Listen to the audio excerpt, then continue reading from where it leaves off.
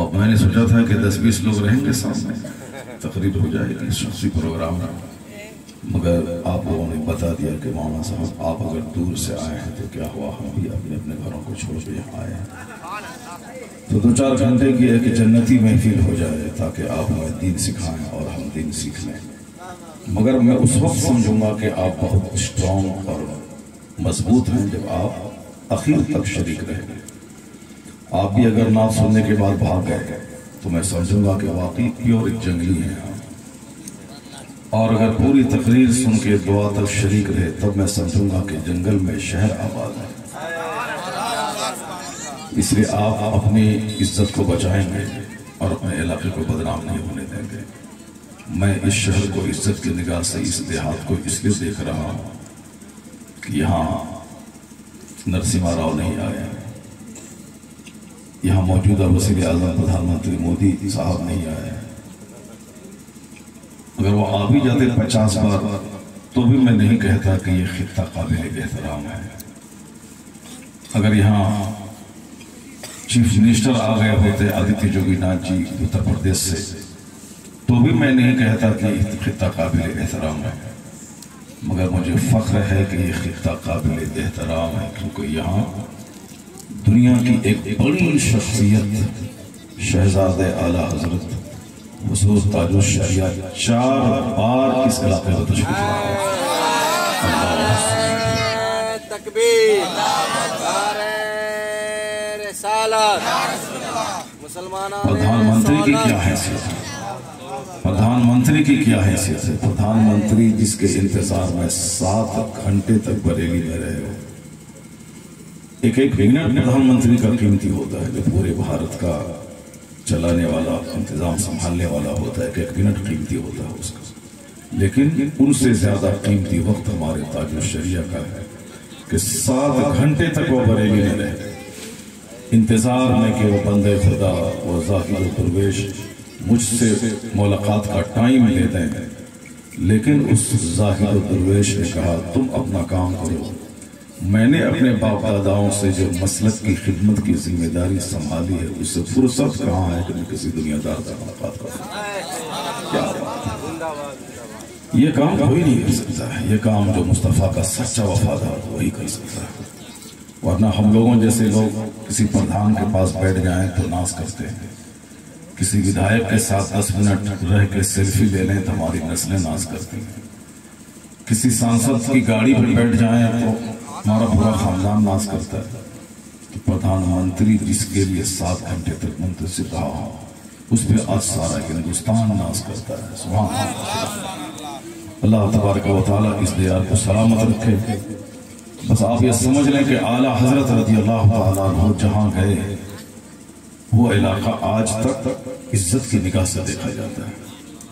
چند دن اعلیٰ حضرت جبل پور میں قیام فرمائے تھے، تو آج جو لوگ جبل پور شہر سے گزرتے ہیں کہتے ہیں کہ اعلیٰ حضرت یہاں چند دن ٹھہرے تھے۔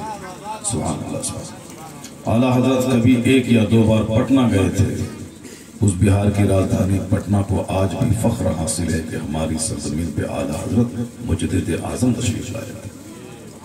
زیادہ وہ کہیں نہیں گئے، اس کو مطلب ہی کیا تھا، بس اپنے چھوٹے سے کمرے میں رہنا اور قیامت تک کے لیے مسلمانوں کے ایمان کے تحفظ کا سامان کرنا تھا۔ انہوں نے کر دیا، 1000 کے قریب کتابیں لکھ کر ایک ہتھیار دیا ہے کہ جب بھی تمہارے ایمان کو چھیننے کے لیے کوئی بدعقیدہ کوشش کرے اس ہتھیار سے اس کا جواب دینا، اور جب تک یہ ہتھیار اعلیٰ حضرت کا رہے گا اس وقت تک ڈنکا کسی کھانے پینے سونے والے کا نہیں بجے گا، اس وقت تک اسی مجاہد دلیر کا ڈنکا دنیا میں بجتا رہے گا۔ جو لوگ صرف کھانے پینے کے لیے پیدا ہوئے ہیں وہ کھائیں پیئیں مر جائیں، ان کا بیٹا بھی ان کو یاد نہیں کرے گا۔ آج کل اکثر لوگ یہی کام کرتے ہیں، کھانا پینا، مکان بنانا، گاڑی خریدنا اور مر جائیں، اور مرنے کے بعد کوئی اس کی خبر پہ نہیں جاتا ہے۔ وہ تو شباب بھائی جیسا آدمی ہے جو باپ ماں کے ماں انتقال کر گئی ہے نا، ابو انتقال کیا، والد گرامی کے انتقال کے بعد انہوں نے عظمت والدین کانفرنس کی، ورنہ کون بیٹا اپنے باپ کو یاد کرتا ہے؟ مر گیا چلا گیا، بس کھیل ختم۔ اب اس کی زمین، اس کا مکان، اس کی دولت وہ تو انہوں نے یاد کر کے بتا دیا ہے کہ نہیں صرف پیر صاحب کو بھی نہیں یاد کیا جائے گا، اپنے والد صاحب کو بھی یاد کیا جائے گا۔ سبحان اللہ، آپ لوگ ذرا زور سے بولیں سبحان اللہ۔ جہاں مولانا منظور صاحب ایسے لوگ 60 سال گزار دیے اللہ وسلم، مجھے تو تعجب ہے کہ آخر یہ مولانا منظور صاحب شاید 60 سال کیسے یہاں گزار دیا؟ ہم لوگوں کو آنے میں ایک بار پسینہ چھوٹ گیا، ایک بار آنے، اب ہم لوگ یہ اندر عہد کر رہے ہیں کہ دوبارہ پھر اس علاقے میں کبھی نہیں آئیں گے۔ ایسا مت سمجھیں، فیصلہ میرا بدل بھی سکتا ہے اگر آپ چاہیں گے۔ اب میڈن میں حضرت بلائیں گے، ان کے چاہنے والے تو ضرور آ جائیں گے، لیکن ابھی لگتا ہے کہ نہیں آئیں گے۔ جس طرح ایک مثال میرے دماغ میں یاد آ رہی ہے اس کی، بھائی بیٹھو کیا جنگلی والا کام کرتا ہے یار؟ پہلے نعت 1-2-4 گھنٹے سے نعت ہو رہی ہے، اس وقت میں کوئی بھاگا ہوگا نہیں اور ابھی بھاگنا ہے۔ اس لیے میں کہتا ہوں گٹکا مت کھاؤ، گٹکا کھاؤ گے تو پھر سمجھ لو کہ کیا حال ہوگا۔ منہ کو خالی رکھو گے تب سبحان اللہ پڑھو گے، جنت چلے جاؤ گے۔ سبحان اللہ، سب سبحان اللہ بولو زور سے، سبحان اللہ۔ منہ سے رومال مفلر سب ہٹا دو۔ ابھی 1 گھنٹہ سے کام نہیں چلنے والا ہے، 4 گھنٹے جب تک میں بولوں گا اس وقت نہیں چھوڑوں گا۔ بس ساجد بھائی بیٹھے ہوئے ہیں، بیٹھے 4 گھنٹے بیٹھے رہے، 1 گھنٹے والے سن لیں کہ 4 گھنٹے والے بولیں آپ لوگ، 4 گھنٹے والے، 4 گھنٹے والے۔ اس کو ماشاءاللہ اللہ تبارک و تعالی آپ سبوں کو سلامت رکھے، بالکل مسکراتے رہیے اور سبحان اللہ بولتے رہیے۔ جب آپ دنیا کی بات کریں گے تو کچھ نہیں ملے گا، اللہ کی تسبیح پڑھیں گے تو بے پناہ نیکیاں نام اعمال میں لکھی جائیں گی۔ اس لیے جب بھی فرصت کا موقع ملے کچھ نہیں بولیں۔ آج کل فرصت ملی ریموٹ آن کر کے ٹیلی ویژن دیکھنے کی، اور فرصت جب بھی آپ کو ملے بس تنہائی میں بیٹھ کر کے اللہ اللہ کیا کریں۔ نہ جانے کس وقت موت آ جائے کہنا مشکل ہے۔ ابھی بھی کل پرسوں ایک بہت زبردست ہیروئن مر گئی، 1 مہینہ پہلے بھی فلم میں ناچنے والی مر گئی، یعنی لگاتار 1 مہینے میں کئی ایکٹر اور ایکٹریس چلے گئے جو کروڑوں کے گھر میں رہتے تھے اور جو ناچ کر کے پیسے کماتے تھے، ناچتے ہوئے مر گئے۔ اس لیے میں کہتا ہوں کہ آپ کو جب موت آج کل بڑی تیزی سے آ رہی ہے تو آپ ایسا کچھ نہ کریں کہ آپ بھی ناچتے مر جائیں۔ آپ جلسے میں بیٹھ کے اللہ کا ذکر کریں، ذکر کرتے کرتے مر جائیں۔ سبحان اللہ، سبحان اللہ۔ اگر جلسے میں مر گئے تو سیدھے شہادت کی موت مرے۔ آپ گھر سے آتے ہوئے جلسے کے راستے میں مرے تو فی سبیل اللہ آپ کی موت ہو گئی۔ من خرج فی طلب العلم، جو علم کی طلب میں اپنے گھر سے نکلا، فقط ماتا فقط ماتا شہیدہ، اگر وہ انتقال کر گئے تو شہادت کی موت مر گئے۔ سبحان اللہ۔ اس لیے جب مرنا ہی ہے اور موت بڑی تیزی سے آ رہی ہے تو کیوں ناچتے مرے، سجدہ کرتے مر جائے؟ کیوں تاریخ کی بھٹی میں مرے، کیوں شراب کی بھٹی میں مرے، مسجد میں تلاوت کرتے مر جائے؟ کیوں باتھ روم میں مرے، پیشاب خانے میں مرے، ہاسپٹل میں ایڑی رگڑ کے مرے، اپنے گھر میں درود اور کلمہ شریف کا ورد کرتے مر جائے؟ اس لیے ہمیشہ اپنا ٹائم اچھے کام میں گزاریے تاکہ اگر موت آ بھی جائے تو اچھی حالت میں موت آئے۔ اس لیے آج ضرورت ہوگی کہ زیادہ ٹائم میرا بزنس میں نہیں گزرے، زیادہ ٹائم میرا اللہ کی عبادت میں گزرے۔ بزنس اتنا ہی جس سے کہ زندہ رہ سکوں، جس سے کہ پیٹ بھر کے اللہ کی عبادت کر سکوں، بس اتنا ہی۔ اس سے زیادہ بزنس کریں گے، مکان بنائیں گے، بچے رہیں گے، آپ نہیں رہیں گے۔ گاڑی خریدیں گے، آپ کے بچے لیں گے، آپ نہیں لیں گے۔ صاحب نے فکس ڈپوزٹ کیا، آپ کے بچے لیں گے، آپ کو نہیں ملے گا۔ آپ کے ذمہ کیا رہے گا کہ مکان تم نے کہاں سے بنایا، پیسے کہاں سے لائے، اور تم نے اس پیسے کو مکان بنانے میں کیوں لگایا، کیا سوچ کے لگایا؟ کیا تم نے یہی سوچا تھا کہ میرے بچے کما کر کے گھر نہیں بنا سکیں گے، میں گھر بنا کے دے دیتا ہوں؟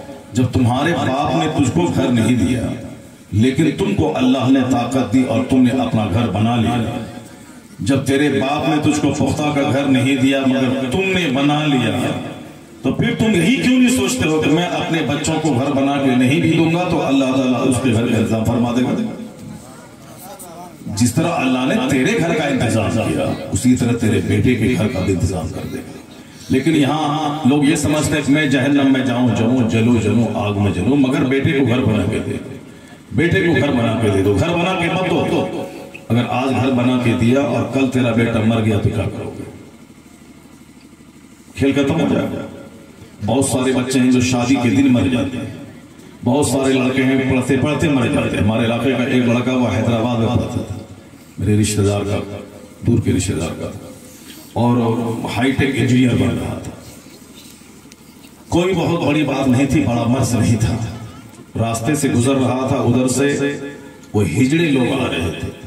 یہ لڑکا خوبصورت تھا، اس کو دیکھنے کے بعد وہ ہجڑے لوگ ان کی طرف لپ گئے، یعنی وہ ہجڑا جو عورتوں کی شکل بنا کے رہتے، تو وہ اس کی طرف لپکا تو بھاگا تو سر دیوار سے ٹکرا گیا، بس یہی تھا اور کچھ نہیں۔ دیوار سے ٹکرایا، چوٹ کا احساس ہوا، ڈاکٹر کے پاس گیا، دوائی دی، مگر دھیرے دھیرے وہ چوٹ بالکل گہراتی گئی، اب پورا سر اس کا اندر سے پک گیا اور وہی مر گیا۔ اس کی لاش آئی میرے گھر سے بالکل 1 کلومیٹر دور ان کا گھر ہے، ان کی لاش آئی۔ باپ نے سوچا تھا کہ میرا بیٹا انجینئر بنے گا، 2-4-10 لاکھ روپے ماہانہ کمائے گا، پھر ہم جو دولت ہے اس میں اور اضافہ کرتے ہوئے گاؤں کے سب سے بڑے رئیس بن جائیں گے۔ آدمی سوچا کچھ تھا اور ہو کچھ گیا۔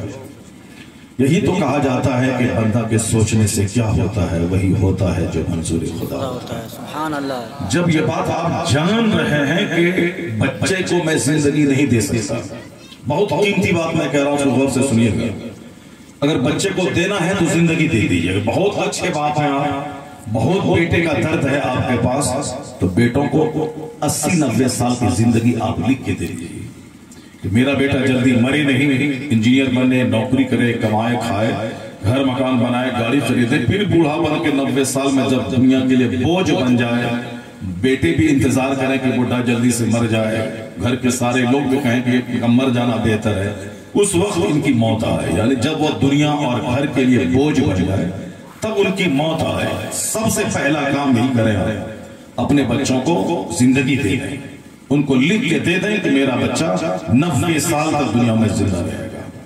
بس سب، اگر بہت زیادہ درد ہے، بہت زیادہ پیار ہے، سب سے پہلا کام یہی کریں، ورنہ مکان بنائیں گے کون دیں گے، گاڑی خرید کے دیں گے کون چلائے گا، اگر کل مر گیا تو پھر کیا ہوگا؟ اس لیے سب سے بڑا کام یہی ہے کہ ایک باپ اپنی اولاد کو اگر کچھ دینا چاہتا ہے تو ان کو زندگی لکھ کے دے دے کہ میرا بیٹا 90 سال تک دنیا میں زندہ رہے گا، اور جب 90 سال تک زندہ رہے گا تو کیا کرے گا؟ صرف بیٹھ کے کھائے گا، پخانا کرے گا، محنت کرے گا، اسٹرگل کرے گا، جدوجہد کرے گا، خود سے گھر بنا لے گا، خود سے گاڑی خرید لے گا، خود سے اپنا سارا کام کر لے گا، صرف زندگی اس کو دے دیں۔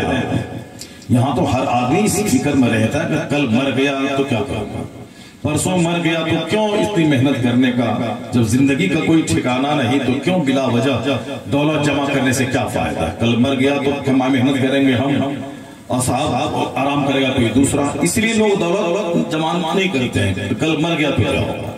لیکن اگر جیسے ضمانت مل جائے کہ میں 80 سال تک زندہ رہوں گا، پھر آدمی موت سے بنداس ہو جائے گا، وہ بالکل مضبوطی سے 10 سال کمائے گا، 10 سال کما کے گھر بنائے گا، 10 سال کما کے گاڑی خریدے گا، 10 سال کما کے بال بچے کی شادی کرے گا، اگلے 10 سال کما کر فکس ڈپوزٹ کرے گا، اگلے 10 سال کما کے سامنے والا مارکیٹ خریدے گا، تو 80 سال بہت لمبا پیریڈ ہے، 10 سال کرے گا تو اس کو سارا کام ہی ختم ہو جائے گا اس کا۔ لیکن دنیا کا کوئی بھی انسان اپنے بیٹے کو زندگی نہیں دے سکتا ہے، زندگی نہیں دے سکتا ہے، چونکہ خود باپ کو معلوم نہیں کہ کل مرے گا کہ پرسوں مرے گا، یہ کسی کے ہاتھ ہی میں نہیں ہے کہ میں کسی کو زندگی دے دوں، کسی کے ہاتھ میں موت اور حیات اللہ رب العزت کے دست قدرت میں ہے، کوئی بندہ کسی کو نہ زندگی دے سکتا ہے نہ اس کو مار سکتا ہے۔ جب اللہ رب العزت زندگی دینے والا ہے، اللہ رب العزت ہی موت دینے والا ہے، اور پھر روزی دینے والا ہی اللہ ہے۔ وَمَا مِن دَابَّةٍ فِي الْأَرْضِ إِلَّا عَلَى اللَّهِ رِزْقُهَا۔ قرآن شریف میں آیا ہے کہ زمین پہ چلنے والا کوئی چوپایا ایسا نہیں ہے جس کی روزی کا ذمہ اللہ نے نہ لیا۔ سانپ، چچندر، بندر، ہاتھی، بیل، گائے، چوہا، چونٹی، چچندر، سب کی روزی کا ذمہ اللہ لیا، اور سب کو اللہ روزی دیتا ہے۔ سمندر کی گہرائی میں جو فیل مچھلی ہے جس کی خوراک کئی کیجی ہے، روزانہ ایک ٹائم میں اس کا انتظام اللہ کرتا ہے. اندھا نابینا سا جو بلند درخت کی آخری ٹہنی پہ لپٹا ہوا ہے اس کی روزی کا انتظام اللہ کرتا ہے. ایک آدمی جب تمہارا رہتا ہے تو اپنا پیٹ نہیں بھر سکتا، لیکن جب 10 بچے کا باپ بنتا ہے تو سب کی پرورش کرتا ہے. کون ہے؟ سب کو روزی دینے والا اللہ. اور جس کے حصے میں جتنی روزی اللہ نے لکھ دی ہے ایک پیسے کا اس سے زیادہ اس کو نہیں مل سکتا. اور روزی سب کو تلاش کرتی ہے جس طرح ملک الموت تلاش کرتے ہیں. ملک الموت ڈھونڈتے ہیں کہ کس کو کب مرنا ہے، آج مرنا ہے، کل مرنا ہے، کہاں مرنا ہے، کس ٹائم مرنا ہے، کس حالت میں مرنا ہے. وہ ساری چیزیں فرشتے کو معلوم ہے. جہاں وہ وقت ہوا اس ٹائم پہ پہنچا، روح قبض کیا. ملک فرشتہ نہیں دیکھتا ہے کہ 18 سال کا جوان ہے، کہ 60 سال کا بوڑھا ہے، کہ 80 سال کا بوڑھا ہے، کہ ایک دن کا بچہ ہے. فرشتہ نہیں دیکھتا. اس کو صرف اس کے ہاتھ میں رجسٹر ہے کس کو کس وقت کس کی روح قبض کرنی ہے. وہ اپنے کام پہ مامور ہے. وہ ایک انچ نہ آگے ہوگا نہ پیچھے ہوگا. موت کا وقت متعین ہے. اسی لیے کہا گیا ہے کہ جس طرح موت تم کو تلاش کر رہی ہے اسی طرح روزی بھی تم کو تلاش کر رہی ہے. تم جہاں کہیں رہو تیرے حصے کی روزی پہنچ کر رہے گی. چاہے لاک ڈاؤن لگے، لاک ڈاؤن میں امیروں کے چہرے پہ ہوائیں اڑ رہی تھی اور غریبوں کے گھر میں 25 بورا چاول پہنچ رہا تھا. غریب یہی کہتے تھے کہ بھلے ہی لاک ڈاؤن تھوڑا لمبا چلے تاکہ محنت بھی نہیں کرنی پڑے اور روزی میرے گھر میں پہنچ جائے. محنت بھی نہیں کرنی پڑے، روزی گھر میں پہنچ جائے. تو چاہے لاک ڈاؤن لگے، چاہے دیہات ہو، چاہے شہر ہو، روزی بھی پہنچ کر رہے گی. جس طرح فرشتہ تلاش کرتا ہے کہ کس کی روح کب قبض کروں گا، اسی طرح روزی بھی تلاش کرتی ہے کب میں کس کے پاس جاؤں. جب موت فکسڈ ہے، روزی متعین ہے، تو کہا جاتا ہے کہ کیوں تم اپنے بال بچوں کی وجہ سے تم جہنم میں جا رہے ہو؟ کیوں اپنے بال بچوں کی روزی اور اس کے مکان کی خاطر اپنی نمازیں چھوڑ رہے ہو؟ کیوں بال بچوں کی خاطر تم جھوٹ بول رہے ہو؟ کیوں بال بچوں کی خاطر تم حرام کمائی کر رہے ہو؟ کیوں بال بچے کی خاطر روزہ اور نماز اور زکات چھوڑ کر کے تم زندہ رہ رہے ہو؟ جب بچے کو زندگی نہیں دے سکتے تو بچے کی روزی کی فکر کیوں کرتا ہے؟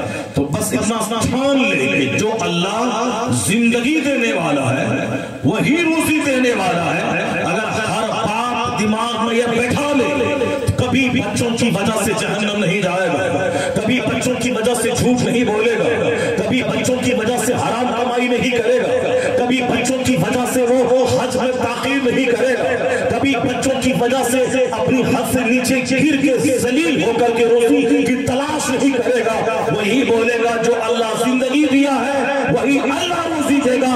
یہ عقیدہ جب دل میں بیٹھ جائے نہ کبھی چہرہ میلا ہوگا، نہ بلڈ پریشر ہائی ہوگا، نہ حرام کرنا پڑے گا، نہ ایک وقت کی نماز کو چھوڑنا پڑے گا.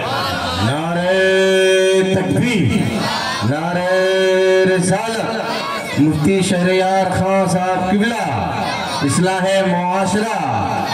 اب یہ عقیدہ اگر کمزور ہو جائے کہ نہیں بچے کو میں مکان بنا کے دے دوں، بچے کو میں زمین خرید کے دے دوں تاکہ بچہ بیٹھ کر کے صرف کھائے پیے اور آگے، اور ہم تو اس کو اتنا پیسہ دے دیں گے وہ کھائے گا پیے گا. اسی لیے دنیا میں کام چور بنانا چاہتا تم لوگوں کو، حرام خور بنانا چاہتا تم لوگوں کو، اسے آرام پسند بنانا چاہتا اپنے اولاد کو. تیری اولاد آرام پسند ہو جائے، تیری اولاد کوڑھی بن کے بیٹھ کے کھائے، تیرا بچہ دنیا میں آرام پسند ہو جائے، کوڑھی بن جائے، اور جس کو مفت کا پیسہ ملتا ہے وہ حرام خور بنتا ہے. جن کو بھی باپ سے مفت کے پیسے ملے وہ زناکاری کرنے کے لیے طوائف کے کوٹھے پر موجود ہے. جن کو اپنے باپ سے حرام کے مفت کے پیسے مل گئے ان کا بیٹا شرابی، ڈکیت، عیاش اور پاپی بن گیا. اور میں دیکھتا ہوں جن کے باپ نے ایک پیسہ بچے کو نہیں دیا اور صرف بچے کو دین سکھا دیا تو باپ کی دعاؤں نے اس بچے کو اتنا سیچا کہ جو باپ محتاج چھوڑا تھا ان کا بیٹا تھا وہ میں کھیلے. اللہ جسے چاہتا ہے بے حساب روزی دیتا ہے. روزی کی فکر مت کر، ورنہ صرف اپنا اگر کھانا ہو تو کوئی بندہ نماز نہیں چھوڑے گا. اپنا کھانے کے لیے زیادہ محنت کرنے کی ضرورت نہیں، اپنا چھوٹا سا گھر پر رہنے کے لیے زیادہ محنت کی ضرورت نہیں. یہاں تو کہ 4 بیٹے ہیں، 4 پتا مکان، 4 بیٹے ہیں 4 جگہ کی زمین، 4 بیٹے ہیں، چاروں کو 4 کروڑ پہ فکس ڈپوزٹ کر کے دے رہا ہے۔ اسی تمنا نے لوگوں کو حرام خور بنا دیا، اس فکر میں لوگوں سے نمازیں چھوڑوا دیا۔ ایک وقت کی نماز چھوڑنا حرام اور گناہ کبیرہ ہے۔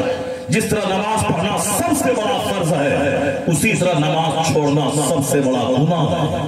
تو جو سب سے بڑا گناہ ہے وہ گناہ کرتے ہیں صرف اسی لیے تاکہ میں بچوں کو کما کے جمع کر کے چھوڑوں، بچوں کو گھر بنا کے دے دوں، ورنہ اپنا چھوٹا سا گھر بنانے کے لیے زیادہ محنت کی ضرورت نہیں، اپنا کھانے پینے اور 4 بچے کو پالنے کے لیے زیادہ محنت کی ضرورت نہیں ہے۔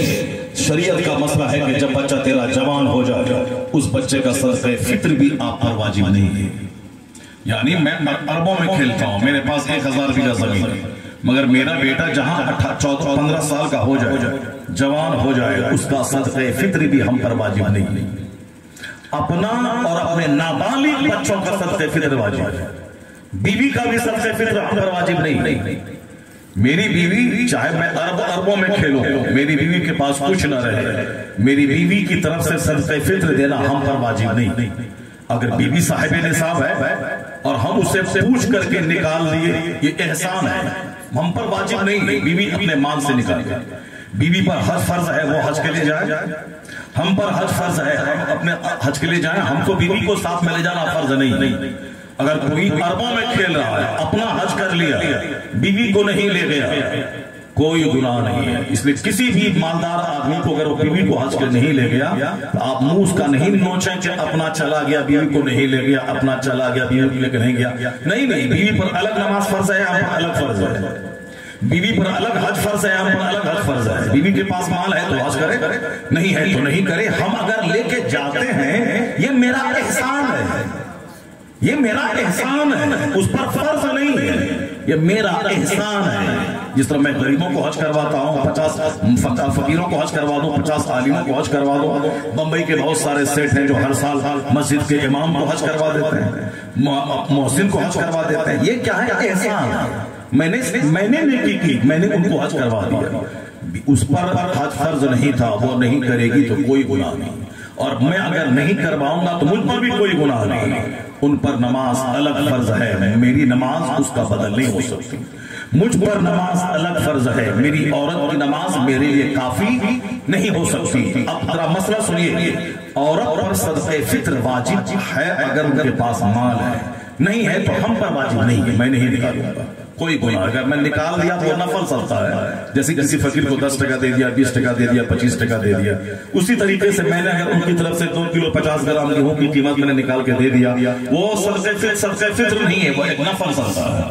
ہاں اگر بیوی پر واجب ہے اور ہم اپنے مال سے ان کا نکال دیں، ان کو پوچھ کر کے، تب ان کا صدقہ فطر واجب جو ہے وہ ادا ہو جائے گا اور ہم کو ثواب ملے گا، لیکن ہم پر واجب نہیں۔ اپنے نابالغ بچوں کا، جو بچے کمانے کے قابل نہیں، جو بچے جوان نہیں، بس یہی اسی کو ہمیشہ یاد رکھیں، اپنی طرف سے اور اپنے نابالغ بچوں کی طرف سے صدقہ فطر ہم پر واجب ہے، نہ جوان بیٹوں کا، نہ جوان بیٹی کا، اور نہ ہی اپنی بیوی کا۔ بیٹا 15 سال سے اوپر ہو گیا، ہم پر صدقہ فطر واجب نہیں، ہم نکال دیے تو وہ 10 20 50 کا غریبوں کو خیرات کرتے ہیں، وہ خیرات ہے، اگر نکال دیے وہ صدقہ فطر واجب نہیں، اس کا ہمارے اوپر۔ ہاں اس کے پاس اگر مال ہے، اس کے نام سے میں نے زمین دے دی ہے، ان کے نام سے میں نے روپیہ فکس کر دیا ہے، تو اس کی طرف سے الگ نکلے گا، ورنہ ہم پر اس کا صدقہ فطر واجب نہیں ہے، قربانی ہم پر واجب نہیں ہے۔ اپنے نابالغ اولاد کی طرف سے صدقہ فطر واجب ہے، قربانی نابالغ اولاد کی طرف سے نہیں ہے۔ ہر صاحب مال پہ، صاحب نصاب پہ قربانی واجب ہے، اور بچہ صاحب نصاب ہے تو اس کے مال سے قربانی ہوگی، نہیں ہے تو نہیں ہوگی۔ یعنی اس کو مسئلہ یاد رکھیں کہ جبکہ اس کی پرورش بھی ہم پر فرض نہیں، جب بچہ جوان ہو جائے تو ہم کو اس کو کھلانا واجب ضروری نہیں، وہ اپنا کمائے گا، اپنا کھائے گا۔ میرے پاس اربوں روپے کی دولت ہے، وہ میں اس کا مالک ہوں، میں جب مروں گا تب اس پراپرٹی کا حق میرے بچوں کا پہنچے گا۔ جب تک میں زندہ ہوں، بچہ جوان ہو جائے اس کا پالنا ہم پر فرض نہیں، وہ اپنے سے محنت کرے، اپنے سے کمائے کھائے، لیکن اب آتا شریعت میں جب اس کی پرورش ہم پر فرض نہیں، شریعت نے جب اس کا صدقہ فطر ہم پر واجب نہیں کیا، یہ کہاں کی عقل مندی ہے کہ ان بچوں کو مکان دینے کے لیے اپنی جنت میں آگ لگا دوں، اپنے آپ کو میں جہنمی بنا دوں، اپنی نمازیں چھوڑ دوں، اپنے حج میں تاخیر کروں، زکات